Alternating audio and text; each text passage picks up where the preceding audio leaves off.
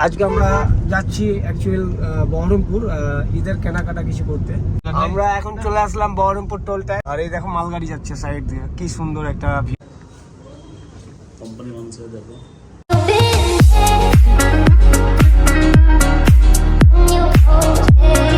Hi guys, আসসালামু আলাইকুম, welcome back to my new blog. তো তোমরা দেখতেই পাচ্ছ এখন আমি গাড়ির ওপরে হঠাৎ করে ভিডিওটা আজকে স্টার্ট করলাম। আর দেখতেই পাচ্ছ আমরা এখন যাচ্ছি NH-34 এর ওপর দিয়ে। আর আমার সাথে আছে দেখতে পাচ্ছ রাকিব, আর এখানে আছে দীপু। তো আজকে আমরা যাচ্ছি অ্যাকচুয়াল বহরমপুর ঈদের কেনাকাটা কিছু করতে। সো চলো, রাস্তায় যেতে যেতে কথা হচ্ছে, আর ভিডিওটা লাস্ট অবধি দেখতে থাকো, আশা করি ভালো লাগবে।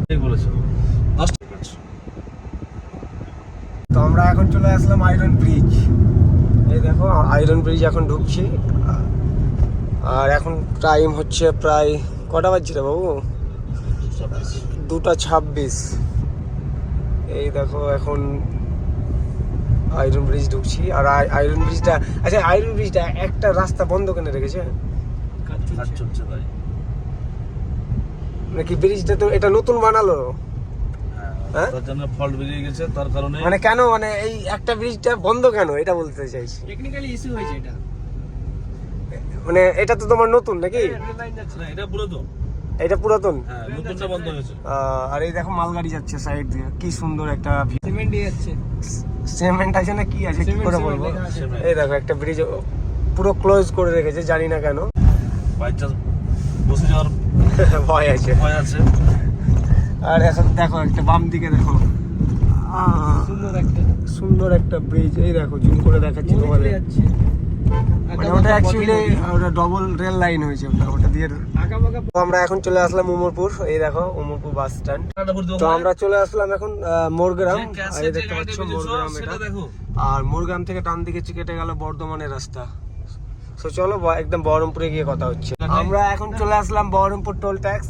এই দেখো বহরমপুর টোল ট্যাক্স, আর কিছুক্ষণের মধ্যে ইন করবো বহরমপুর টাউন। এই দেখো ফাইনালি আমরা চলে আসলাম বহরমপুর ব্রিজ। এই মানে নদীটাই চলে যাচ্ছে হুগলি নাকি? এটাই হুগলি সেতুতে গিয়ে মিলিত হচ্ছে। এই দেখো এটা ভাগীরথী বলছে নাকি?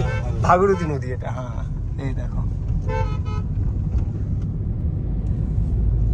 চলো প্রায় পৌঁছেই গেলাম, 2-5 মিনিট, তারপরে কোথায় যাব ডিসাইড করব। তো ফাইনালি চলে আসলাম বহরমপুর, আর এখন যাব আমরা কিলার শোরুম, আর তারপরে আবার চলো তোমাদের সাথে কথা হচ্ছে।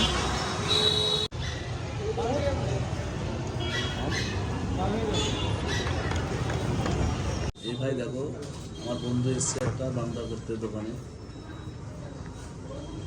কোম্পানি মানুষের দেখো, কথা বলো, খেলা হবে।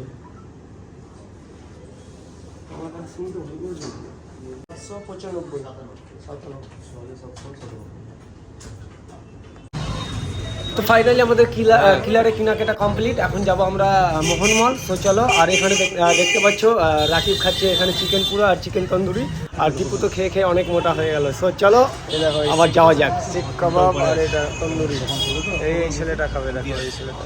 আর এই আমরা সুনিতা আর কিলার শোরুম থেকে বেরিয়ে এসে আবার মোহন মলে চলে আসলাম। এই দেখো ঢুকছি এখন। এই দেখো চলো একটু সামনে। মলে কিন্তু পার্কিংটা ভালো হয়। হ্যাঁ, একদম ঢুকিয়ে দাও। ভালো হয়,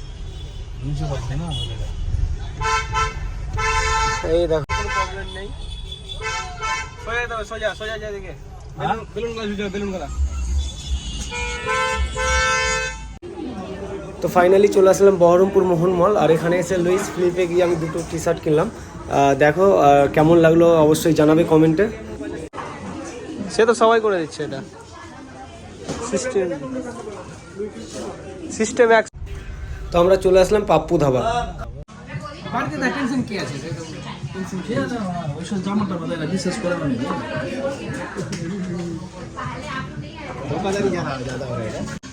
তো ফাইনালি চলে আসলো আমাদের খাবার। তো আমাদের খাওয়া ফিনিশ।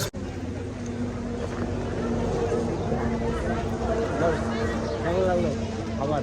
খুব ভালো লাগলো। মোটামুটি খুব ভালো না, খুব ভালো লাগে, নামে চলছে পপ্পু ধাবা, কাজের কিছু নাই। কি হয়েছে স্যার বলেন? এবং খাবারটা খুব ভালো না, নামেই চলছে পপ্পু ধাবা, হ্যাঁ খাওয়ার কোনো টেস্টিং নেই। আচ্ছা, ঠিক আছে,